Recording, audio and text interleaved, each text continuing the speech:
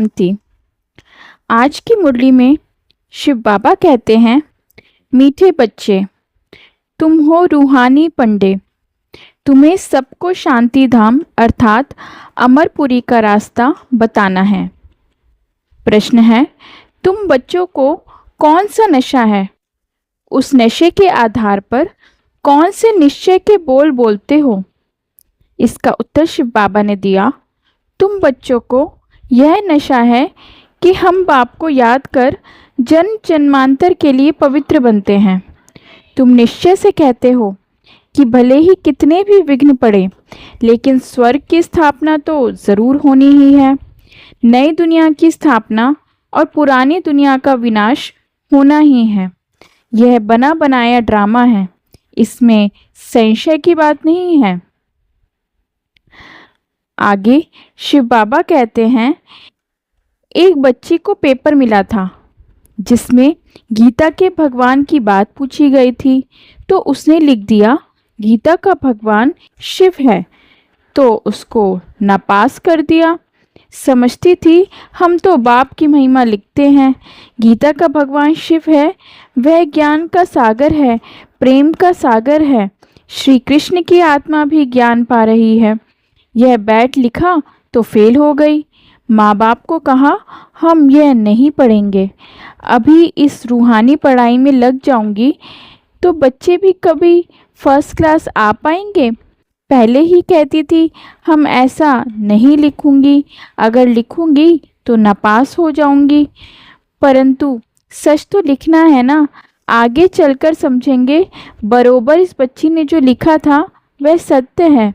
जब प्रभाव निकलेगा वह प्रदर्शनी अथवा म्यूजियम में उनको बुलाएंगे तो पता चलेगा और बुद्धि में आएगा यह तो राइट है। ढेर के ढेर मनुष्य आते हैं तो विचार करना है, ऐसे करें जो मनुष्य झट समझ जाए कि यह कोई नहीं बात है। कोई ना कोई ज़रूर समझेंगे जो यहाँ के होंगे। तुम सबको रूहानी रास्ता बताते हो, बेचारे कितने दुखी हैं, उन सबके दुख कैसे दूर करें?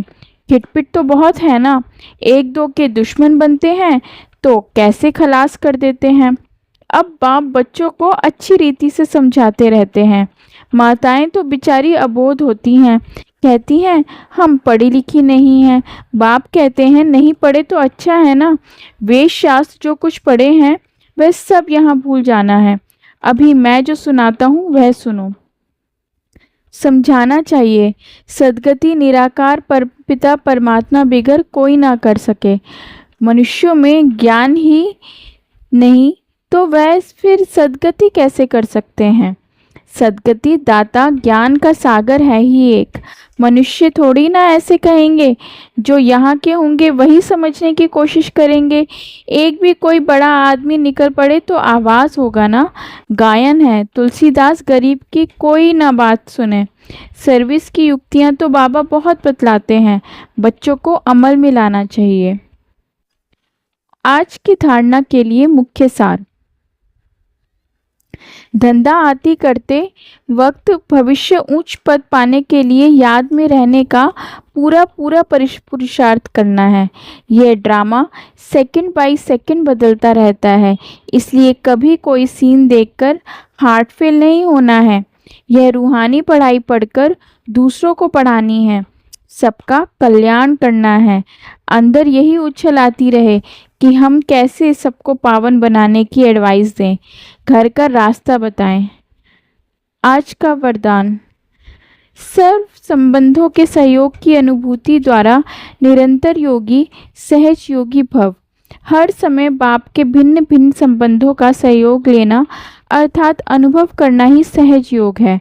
बाप कैसे भी समय पर संबंध निभाने के लिए बंधे हुए हैं।